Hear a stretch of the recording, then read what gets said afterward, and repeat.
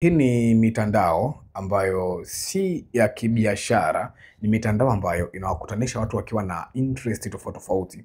Tofauti na mitandao kama platform kama Alibaba labda Amazon na nyingine ambazo ni kama online stores. Hii Facebook pamoja na Instagram ni sehemu ambayo watu wanakutana kwa ajili ya vitu vingi sana. Wapo wanaokuja kwa ajili ya kuenjoy, kwa ajili ya kupoteza muda, kuna watu wanakuja kwa ajili ya kujifunza, na wapo pia wanaokuja kwa ajili ya kutafuta bidhaa ambazo wanaweza wakazinunua. Sasa hii ina maana kwamba ukirusha tangazo lako, kuna asilimia kubwa sana likawapata watu ambao wako interested, lakini hawezi wakatake action kwa muda huo, kwa sababu kuna mtu anaweza kama amekutana nalo tu hilo tangazo lako, akakutana nalo tu just accidentally, alikuwa anapita pita ndani akakutana na tangazo lako ambayo ni product ambayo kweli huwa anatamani kuwa nayo, ama kweli ikamvutia kutokana na vile ambavyo utakuwa umeweka ofa yako. Hii ina maana kwamba huyo anaweza hata akaja akaulizia bei, na haina maana kwamba sio mteja, kwa sababu hapa ndipo watu wengi tunaanza kuchanganya. Mtu akija akiulizia bei tu, ukiona kama eleweki, unaachana naye, unaanza kufocus na watu wengine. Unasahau kwamba ni mtu ambaye pengine aliingia kwenye mitandao kwa ajili ya kupita pita tu, lakini kwa bahati mbaya tu akakutana na product yako ambayo akavutiwa nayo. Kwa hiyo anaweza akawa interested, lakini asiwe tayari kuweza kulipa kwa muda huo ama kuweza kununua kwa muda huo.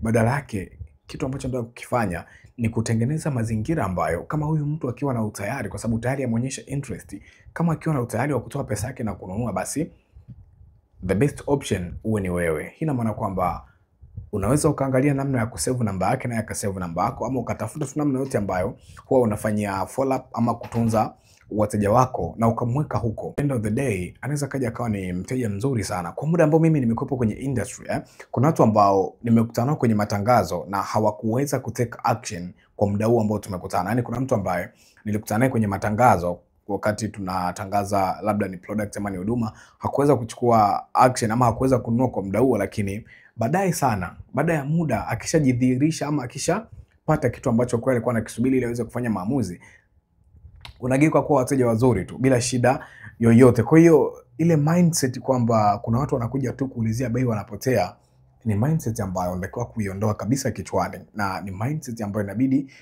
uichange sasa hivi, upate ile mindset ambayo itakuwa inakuwezesha wewe kumuona kila mtu ambaye yuko interested ni mteja wako wa baadaye, kwa sababu kama nilivyosema, hizi platform watu wanakuja kwa malengo tofauti tofauti.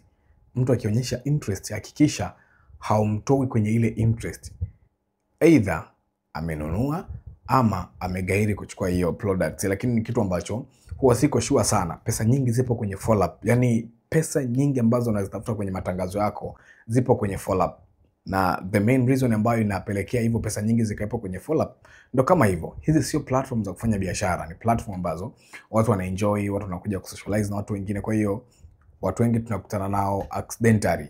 Hichi ni kitu ambacho nimejifunza baada ya muda mrefu sana, na ni kitu ambacho kimenisaidia sana kwenye namna ya ufanyaji wa matangazo.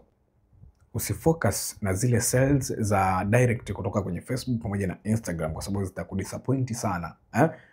Focus yako itumie pia kama matangazo, even hata kama ulikuwa unataka kuuza, lakini hata ukipata zile leads, ukipata watu ambao ni interested, just focus with them. Angalia namna ambayo baadaye unaweza ukawaconvert wakawa ni wateja. Usiishie tu kwamba watu wanaulizia bei wanaondoka, hawa wanakujaga tu hawapo.